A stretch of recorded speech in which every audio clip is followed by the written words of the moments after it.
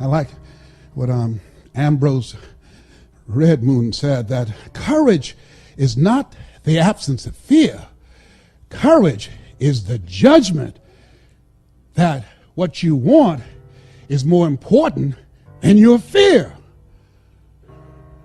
I used to be intimidated by people because they had more education, because they had more money, because they had credentials, because they had contacts, because they had four-color brochures, because they had books, and I didn't have all these things, because they had infomercials and they had television exposure, and I didn't have all those things. But the judgment that providing for my family was more important than my feeling inferior, more important than my fears. The judgment that I have to control my future. The judgment that I want to be able to take care of my mother, that when my mother becomes ill, I want to be in a position to do more and just pray for her. Oh no, whatever she needs medically, I will be able to write the check. The judgment that my children would have a choice to go to the college of their choice to give them a competitive edge in the future. The judgment that, oh no, one day I'm going to be able to have vacations. I will go to Paris. I'll go to Tahiti. I will go to Jamaica. I will go to Hawaii. The judgment, I have more time for myself. The judgment that I'm going to secure my grandchildren's future and my great-grandchildren. The judgment of those things that make life worth living was more important than my fear. What is it that will make it worth it for you to face the rejections?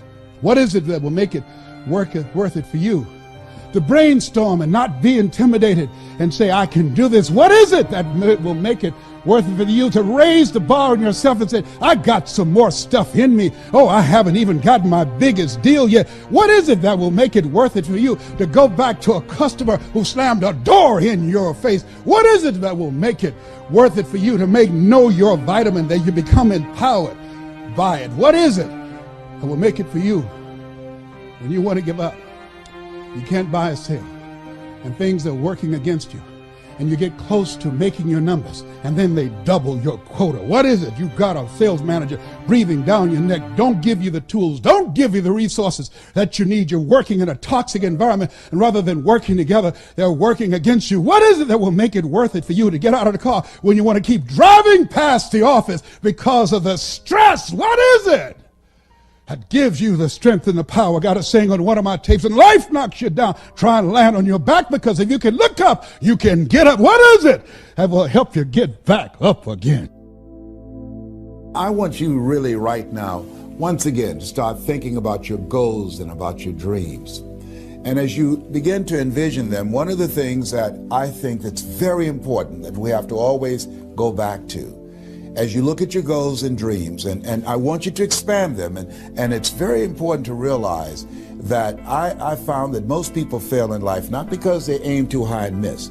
Most people fail in life because they did just like I did for so many years. They aimed too low and hit.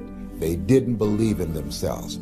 So I want you right now, as we begin to think about the lessons and all the things that you've experienced and all of the comments and stories and strategies and lessons that you've had, I think it's time to revisit and look at your goals and dreams, and let's raise the bar. I remember as a kid, we would be in the backyard and we would play jump, and somebody would get on one side of the stick, my sister and then my brother, we would run and we'd jump over it. And then they say, raise it up a little bit higher. We have to back up and we run and we'd jump over it again. And then we say, raise it up a little higher. And the higher it got, we have to begin to change our approach and how we're going to get over the bar. And that's the same thing in life. And so right now, I want you to think about your goals and dreams as you begin to raise them a little higher.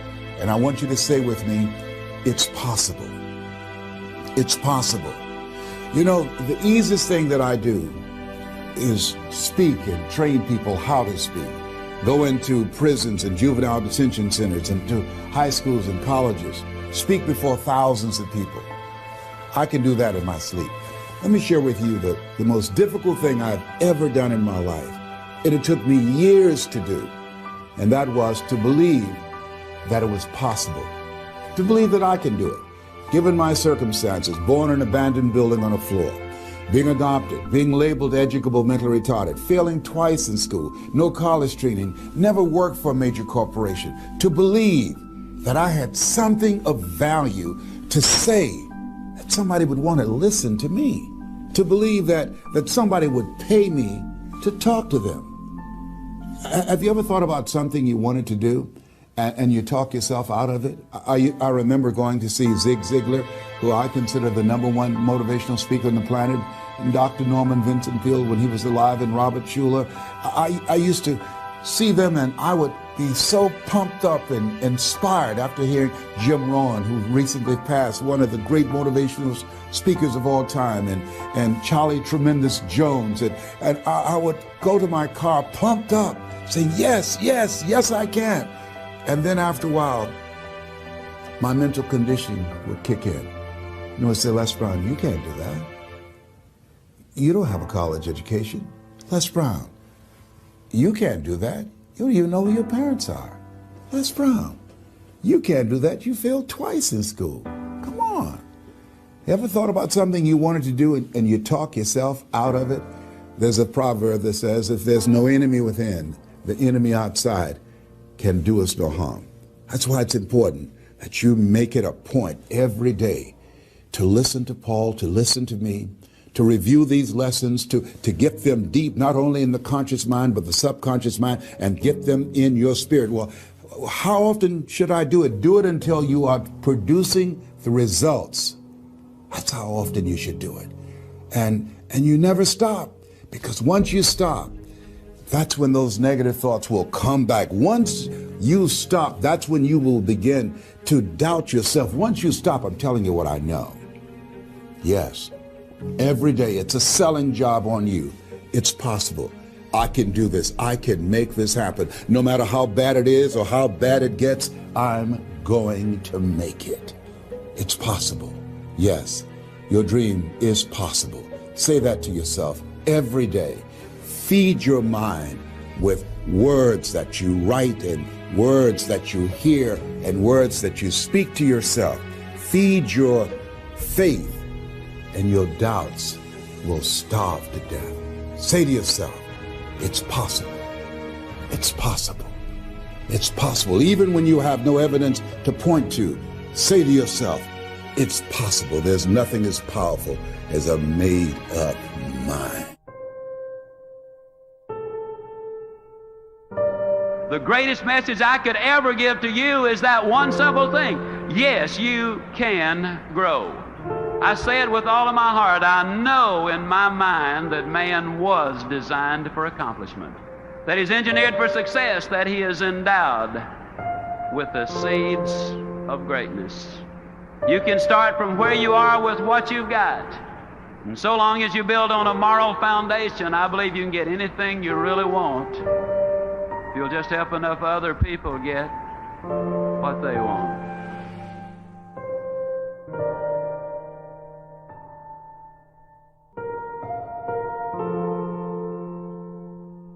Let's look at number one. Let's sell you on the idea of having goals. Are they important? At Yale University in 1953, they did a study of the graduating seniors. They discovered that of the graduating seniors, only 3% of them had definite, predetermined, written down goals. 20 years later, they did another survey of those seniors who had graduated. They discovered that the 3% who had committed their goals to paper had accomplished more than the 97% who had not written them down. What about you personally? Have you got your goals laid out? Are you a meaningful specific, or are you a wandering generality?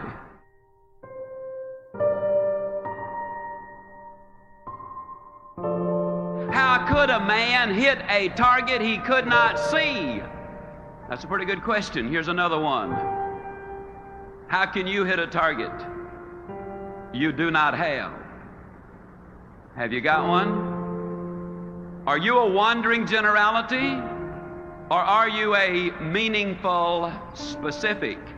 Are you going to work tomorrow because that's what you did yesterday? If that's the reason you're going tomorrow, you won't be as good tomorrow as you were yesterday, because you're 2 days older and no closer to the goal you do not have.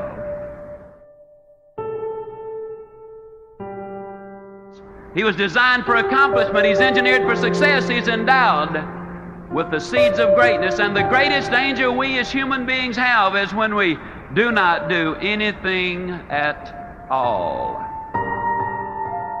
He had to work it. He had to make 100 calls a day. He had to sleep on the floor of the Penobscot building. He had to join Toastmasters. He had to join the National Speakers Association. He had to get rejected. He had to show up in audience and say, hold on, we thought Les Brown and the Band of Renown is coming. And by the time they left, they said that band is renowned.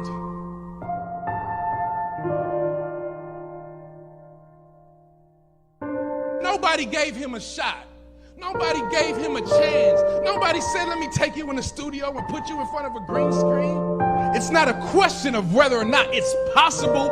Conquering is part of your description. It is in your nature. The will to overcome and produce was designed to be a part of your genetic makeup. Wake up, wake up, wake up.